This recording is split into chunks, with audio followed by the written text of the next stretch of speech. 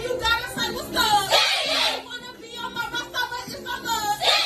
We be living, learning, and we turning up. Work up to your desk, hold it up. When I holler miss, pay that be turned up. Read it every day to get that scores up. On the way to success, it ain't no love. Thomas K, so it's up, then it's done.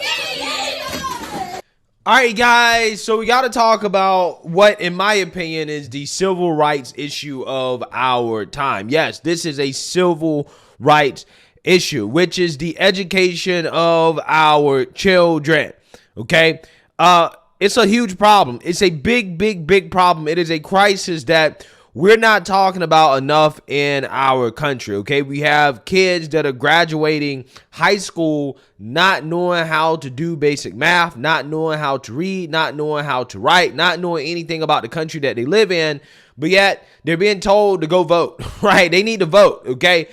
Again, this is a big problem that we're not talking about, we're not addressing, and we got to talk about it. We have to bring more attention to this issue because our schools across the country are failing. They're failing so much that you have teachers now sounding the alarm on just how bad it is in the classroom in regards to our students and their learning. And I want to talk about that. And I want to go ahead and play this news clip here from Project Baltimore. That is a new report exposing just how bad the Baltimore city school system is, despite a record amount of funding. The latest round of state test results raises alarm in Baltimore City, and we're getting a detailed look into how bad it is. Project Baltimore's Chris Papps found 40% of city high schools where the state exam was given did not have a single student score proficient in math. Jason Rodriguez. This is educational homicide. Is with people empowered by the struggle. There is no excuse. In 2021, enough is enough. The Baltimore-based nonprofit held rallies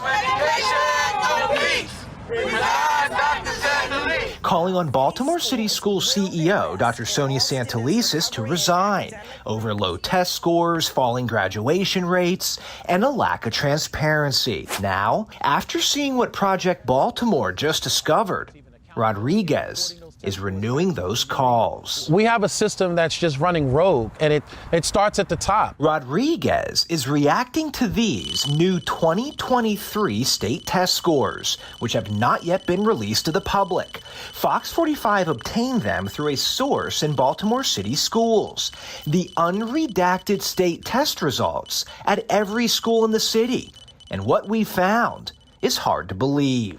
Students took the test in the spring of 2023. Just a few months ago, we found 13 city high schools where not one student who took the state math test scored proficient. Not one student. These are the 13 schools, which include some of the city's most well-known high schools like Patterson, Frederick Douglass, and Reginald F. Lewis. In total, students at 33 high schools took the state math exam last spring.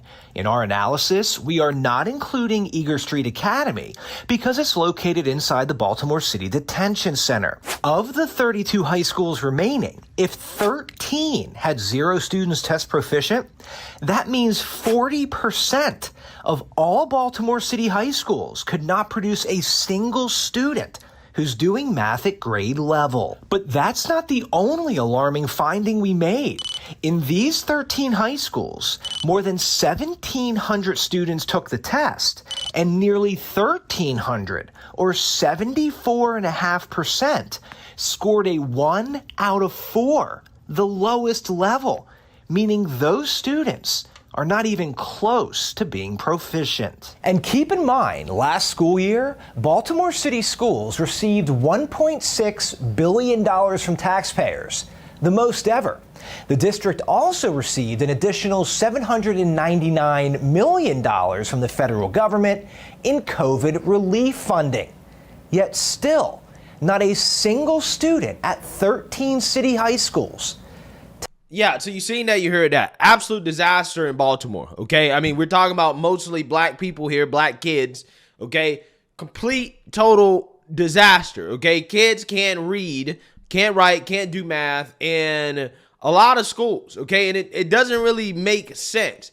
And it's not just the news reporters that are sounding the alarm on this issue. You also have teachers that have took to the internet to also talk about how kids are in class and they don't know anything, and they also can't read or write or do math at grade level. It really is a crisis. No, y'all, can we talk about it? Can we please talk about it? Let's take a moment to discuss. Let's take a moment to debrief. Let's take a moment to unpack. So I'm not really understanding why they're not telling y'all. Like, we all know that the world is behind, like, globally, like, because of the pandemic and stuff. But I don't understand why they're not stressing to y'all how bad it is. Like, I'm not even trying to be funny, but these kids are... I'm going to just say this. I teach 7th grade. They are still performing on the 4th grade level. I don't care how you flip it, turn it, swing it, swindle it. They still performing on the 4th grade level. Ain't nobody talking about how they just keep moving, passing them on. They just keep passing them on, passing them on, passing them on, passing them on, passing them on, passing them on. I can put as many zeros in this grade book as I want to. They're going to move that child to the 8th grade next year. Ain't nobody talking about that. Why they not talking about that? Why they not telling y'all that y'all... And why don't y'all know that y'all kids not performing on their grade level? Why y'all don't know this? Why y'all don't know? Talk about it. Let's unpack. Because y'all be quick to talk about, oh, the teacher this, the teacher this, the teacher. It's your job, baby. I just got here 30 days ago. She was performing on the 4th grade level since 4th grade. Why we not talk? Well, let's talk about it. You the teacher. You supposed to be, again, she's been on the 4th grade level since the 4th grade. We in 7th grade now. So you let this child go 3 years and you never knew that your child was still in the 4th grade, ain't never left the... Hang it up, flat screen. And 4th graders being nice. I still have kids performing on grade K, 1, 2, and 3rd grade levels. I could probably count on one hand how many kids are actually performing on their grade level. So just imagine, you don't know that your child been on the 2nd grade level since the 2nd grade and they now in the 7th or 8th grade? Are you joking right now? And these are future leaders, our future doctors, our future nurses, our future... Please, please. It would benefit you to watch his entire video because he breaks it down about how, like, and that's the kids that are doing well. Because I also teach 7th grade, and we have kids that have math grade level equivalents of 1st and 2nd grade, 3rd grade, many at 4th grade, very few at grade level, very few, if any, in some classes. These kids can't read, they can't decode, they have no vocabulary, no background knowledge. I've never seen anything like it. For context, for 8 years, I taught a self-contained program for significant language-based learning disabilities. Like, it was the most restrictive environment. It was the step before being sent to a specialized school. And my 5th graders with significant language-based learning disabilities could write better than non-disabled 7th graders can now. They can't write a sentence. They don't know what state they live in. They don't know what region of the country they're in.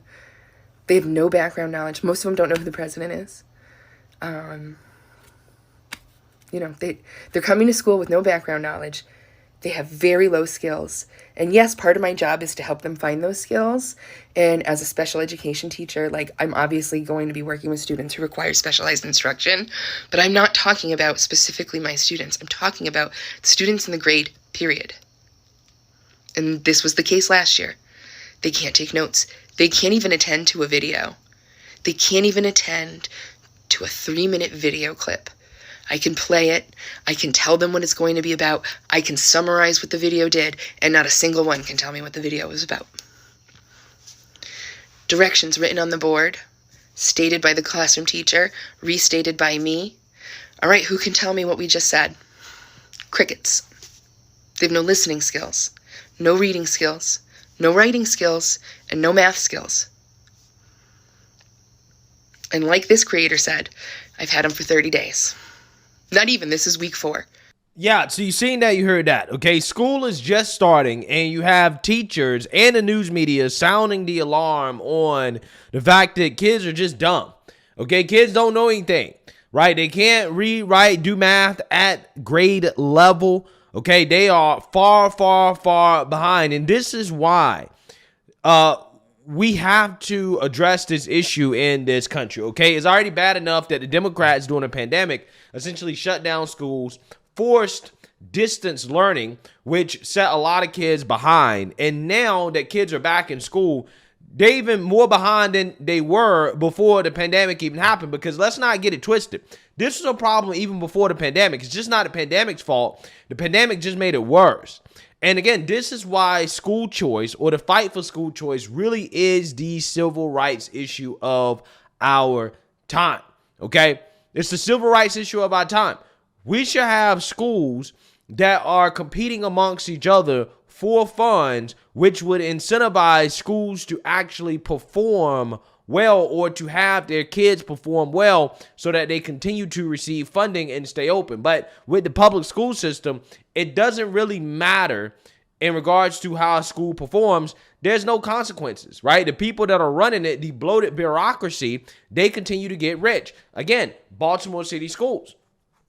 Look at how much funding they're getting versus the results. The results are disastrous, but you know what? They continue to get more and more and more funding, which again is the exact opposite of what the left-wing woke revolutionaries love to tell us about the problem with our education system. Well, you just need to throw more money at the problem, okay? You're not funding schools enough. And it's like, no.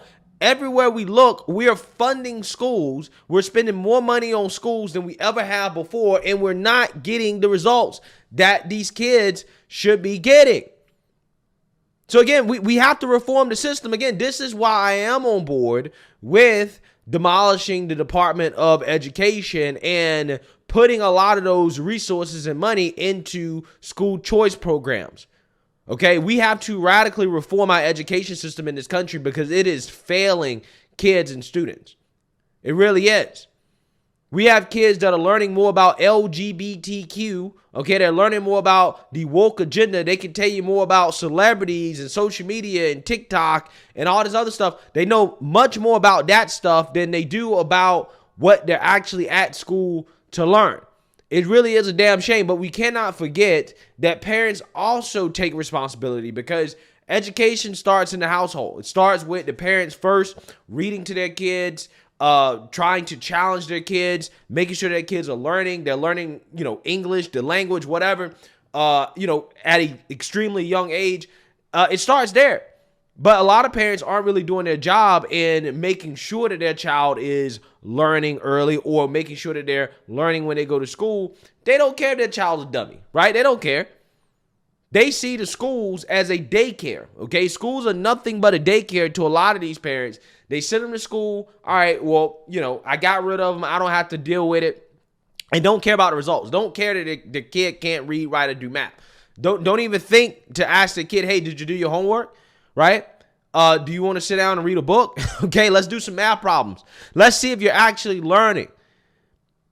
Again, it's a big problem. I really do think that the Republican Party, the GOP, in 2024, we have to push school choice to the front of the platform, okay? I'm all for fighting the culture war, right? And some of these issues that we talk about a lot in this country. I'm all for taking down the Democrats and corruption, but the foundation of this country is our kids and education, making sure our kids are actually educated and smart and are driving this country towards a better future, okay? I mean, when we're talking about competing on an international stage, long-term, 50, 60, 70 years from now, education is the key, okay? In the United States, we're raising dummies. In China and in the rest of the world, these students are outperforming our students. And that's just not going to be good for us in the long term. That's a problem when it comes to competing on the world stage. It is a serious issue, and Republican candidates need to do a better job of talking about the failure of these schools in these liberal cities and pushing school choice, right? We have to put the school choice / homeschooling agenda to the forefront of the Republican platform. I mean, to be quite honest, that's what we should be talking about the most, right? I mean, we should be talking about this issue the most, because it is the issue that affects the future of our country the most, okay? I mean, I think that, again, we live in a time where, again, the mainstream liberal media wants to talk about book bans, okay? They want to talk about not teaching slavery. They make up a whole bunch of crazy stuff about what Republicans are, pushing in regards to the school agenda, but they don't talk about the fact that these liberal city schools are failing. And Republicans have to do a better job of directing that conversation into that direction, we have a lot of opportunities to do so because, again, the left-wing liberal media, they want to talk about what's going on in schools. They just don't want to talk about kids not actually learning what they're supposed to learn in schools. They want to talk about why kids can't learn what they're not supposed to be learning in schools. So we need to redirect that conversation back in the direction that is beneficial and let them know that, hey, this is not okay. Our kids are dummies, right? They don't know anything.